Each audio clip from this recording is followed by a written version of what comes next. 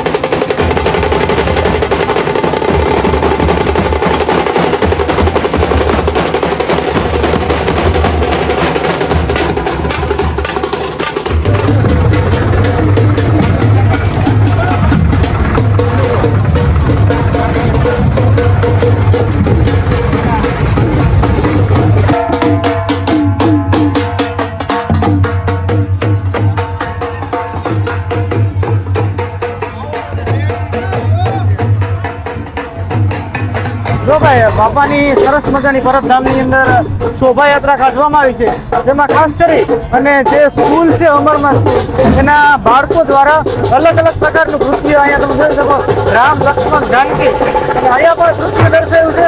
અને જે સર્ભંગ ઋષિનું જે આશ્રમ કહેવાય પરબધામ, અહીંયા જે ઋષિ આશ્રમ આવ્યા હતા એનું આખું નૃત્ય દર્શાવ્યું છે. સર્ભંગ ઋષિ પણ છે. અને ખાસ જો અહીંયા સરસ મજાની લગભગ બધા અલગ અલગ નૃત્યો દ્વારા અલગ અલગ વસ્તુ દર્શાવવામાં આવી છે.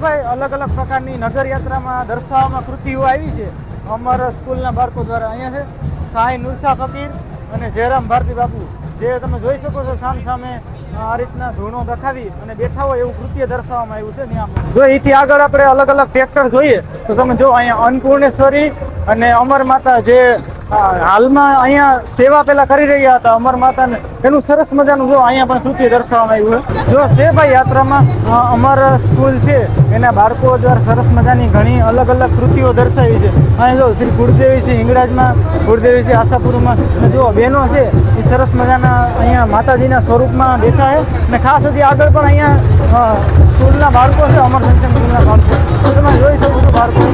આ એક આપણું ઇન્ડિયન આર્મીનું કૃત્ય કહેવાય ને. ખરેખર આ વસ્તુ મને બહુ ગમી ને તમને કેવી લાગે કોમેન્ટ કરજો. બધી વસ્તુ દર્શાવી, સંતોની બધી વસ્તુ દર્શાવી અને હારે ઇન્ડિયન આર્મીની વસ્તુ છે એ પણ અહીંયા યાત્રાની અંદર દર્શાવવામાં આવી. તો ખરેખર એ બહુ સારી વાત છે.